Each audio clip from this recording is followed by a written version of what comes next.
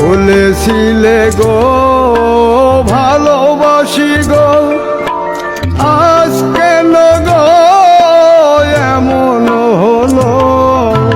বলেছিলে গো ভালোবাসি গো,